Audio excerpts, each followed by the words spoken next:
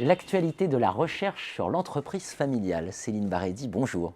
Bonjour Jean-Philippe. Céline Barédi, professeure des universités, Université de Lorraine et spécialiste de finance d'entreprise appliquée notamment à la question des entreprises familiales.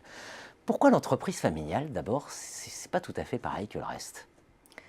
Alors l'entreprise familiale est différente en effet, et plusieurs recherches le démontrent objectivement. Il y a des différences et cette différence, elle vient de la présence de ce que l'on appelle trois cercles. On a évidemment l'organisation, l'entreprise, mais on a également la famille et puis la famille actionnaire. Et cette différence vient d'abord de la présence de la famille au sein de l'actionnariat.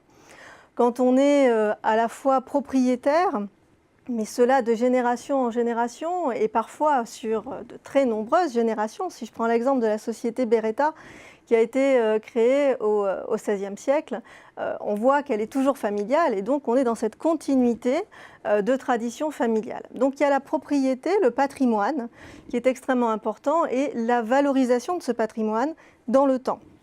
Ça, c'est une première différence.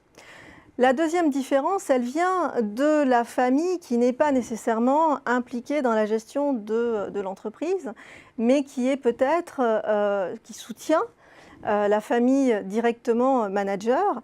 Et cette famille-là, qui se compose évidemment de tous les cousins, cousines de plusieurs générations, Oui, ça grandit une famille. Va avoir des enjeux qui ne sont pas nécessairement pécuniaires.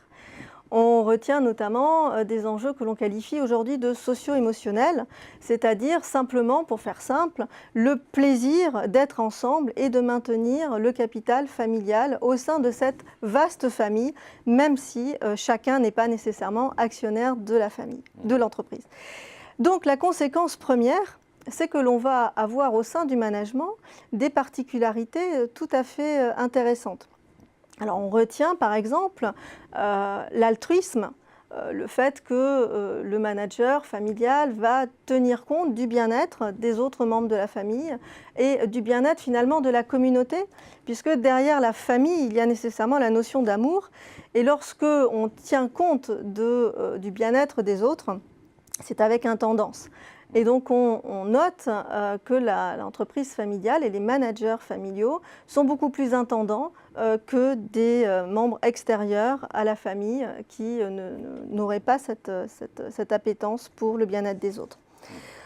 Ensuite, si l'on élargit, parce que là on est toujours au sein de l'entreprise, mais si l'on élargit, eh bien on se rend compte que les liens qui ont été tissés entre les clients, les fournisseurs de l'entreprise ont été tissés sur de très très nombreuses années, voire parfois sur des générations.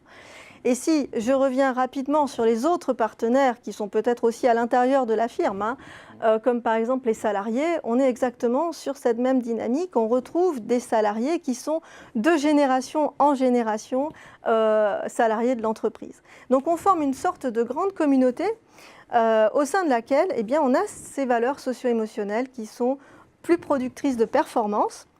Et c'est ce que tendent à démontrer la majorité des travaux qui regardent la performance des entreprises familiales comparées à des entreprises non familiales.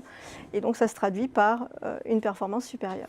À vous entendre, on se dit qu'il y a un tel avantage compétitif à être une entreprise familiale qu'on se demande pourquoi parfois on les soupçonne, voilà, et donc elles posent des questions de gouvernance. Là, vous pointez qu'il y a aussi des conflits particuliers. Hein, voilà, Absolument. Alors, si très récemment, d'ailleurs, les Échos montraient que l'indice qui a été constitué sur le marché boursier d'entreprises familiales surperforme tous les autres indices, donc marquant qu'il y a quand même un résultat très favorable à la présence de la famille dans les entreprises.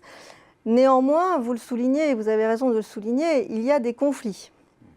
Et les conflits de famille sont peut-être bien pires encore que les conflits qui peuvent émerger au sein d'activités professionnelles n'impliquant pas de lien de famille. Alors effectivement, la gouvernance de l'entreprise familiale, pour assurer sa pérennité, est tout à fait particulière. Alors on a des outils qui sont des outils juridiques, qui sont très bien établis, comme par exemple les pactes d'actionnaires qui sont très utiles pour maintenir un actionnariat stable au sein des familles. Le risque premier étant évidemment qu'un membre de la famille mécontent ne cède ses titres au premier venu, ce qui provoquerait une forme d'explosion de l'actionnariat familial. Ce fut le cas d'ailleurs dans les Galeries Lafayette, par exemple, en 2005, où l'actionnariat a complètement explosé suite à un désaccord familial, en particulier sur la fiscalité.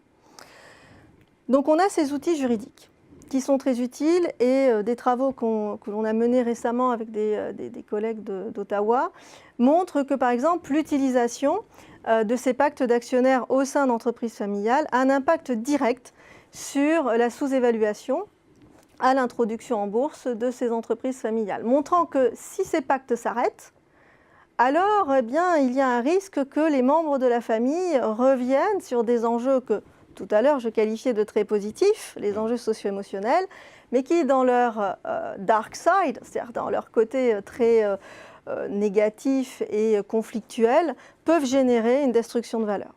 Et donc on voit bien que si ces pactes s'arrêtent au moment de l'introduction en bourse, il y a un risque pour les actionnaires non familiaux de se retrouver au milieu d'une série de conflits de famille, favorisés bien sûr par l'introduction en bourse qui libère le capital de façon beaucoup plus aisée. Mais on a également des outils beaucoup plus informels, des outils qui sont moins ancrés dans un cadre juridique, et, comme par exemple les chartes de famille. Donc les chartes de famille, ce sont des consensus qui sont opérés au sein des familles sur le profil à la fois des actionnaires, mais également des dirigeants, membres de la famille, qui seront amenés à prendre les rênes lors de la passation à la génération suivante. Une forme de cadrage.